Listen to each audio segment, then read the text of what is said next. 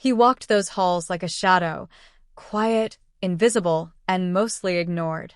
Every morning, before the first cadet even rubbed the sleep from his eyes, the old man in the faded gray custodial uniform had already clocked in.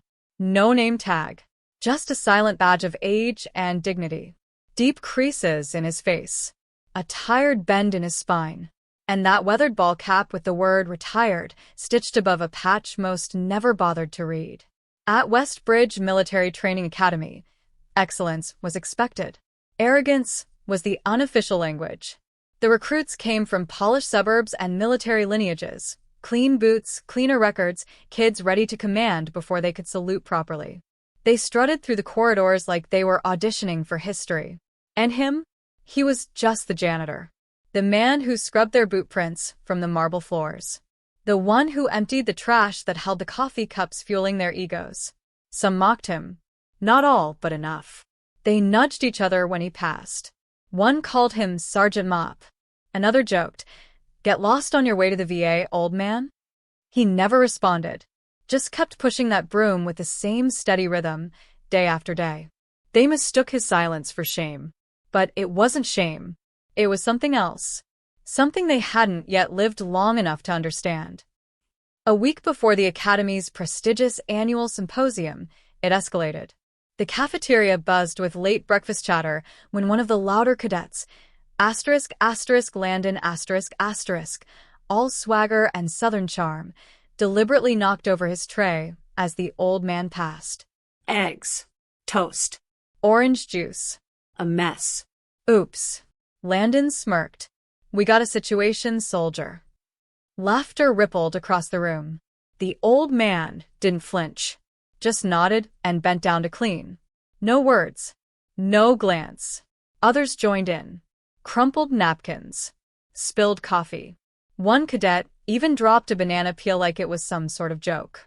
But through it all, he moved deliberately, unfazed. As if he'd seen worse. Because he had. But they didn't know that. To them, he was background noise. A broom in a building full of stars and stripes. Forgotten by the institution he may have once served. No one asked his name. No one noticed his limp. No one wondered why he paused at the wall of honor every morning, always at the same photo. A black and white image of a young officer, saluting in a sandstorm. One night, someone left a fake application on his janitor cart. A prank. Position * Senior Custodial Commander. Skills * Mopfu and Advanced Trash Deployment. He folded the paper once, tucked it in his pocket, and kept working. What they couldn't realize, was that the old man didn't need their approval. A long time ago, in places they couldn't even pronounce, he had earned something far more sacred than their shallow applause. Respect. The kind you don't wear. The kind you live through. The kind that sticks to your bones like dust from a battlefield. The day of the symposium arrived. Polished boots. Pressed uniforms. Nervous energy. This year's keynote speaker? General Marcus Denning. 4-star legend. Decorated. Feared. Revered. The assembly hall stood packed and silent as the double doors swung open. Denning entered, tall, commanding, calm like a storm you didn't want to wake. But instead of heading to the podium, he walked straight past the stage, past the officers, past the rows of cadets, right into the hallway. And there, at the far end, stood the janitor. Same old uniform, same broom, same faded cap. Denning stopped, stood before him, and saluted. A full, formal salute. No one moved. Then, quietly but clearly, the general said, "Sir, it's an honor to finally meet you in person." The room froze. Gasps. Eyes widened. Landon looked like the color had drained from his soul. Sir. He had called him sir. For the first time, the janitor returned the salute. Not dramatic, just precise. A man who had done it countless times, in places where getting it wrong could cost lives. Denning turned to the crowd. "Before I begin, I want to recognize someone who shaped more lives than I ever could. Someone who led men into battle before most of you were even born. A man who saved my life and the lives of 212 others during Operation Goliath. Murmurs rippled. Operation Goliath? Top secret. Barely declassified. His name isn't etched on these walls, Denning continued.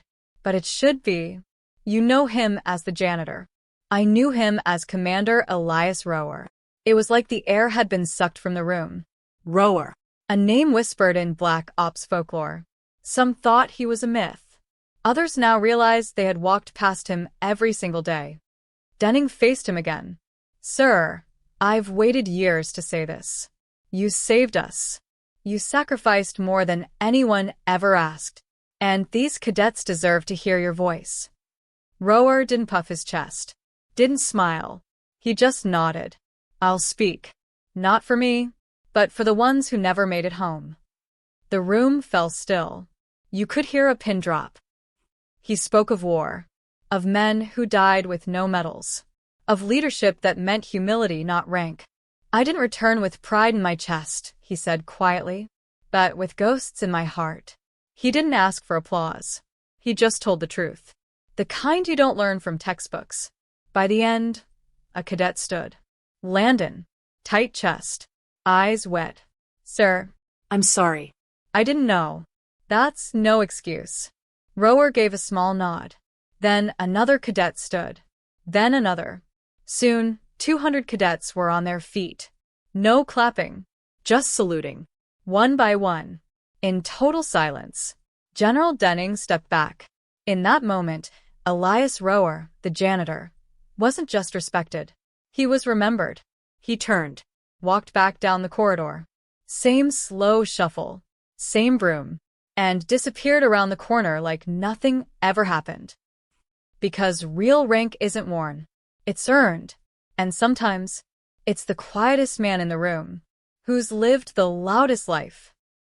If you believe no veteran should ever be forgotten, hit like, share this story, and help the world remember the quiet heroes walking among us.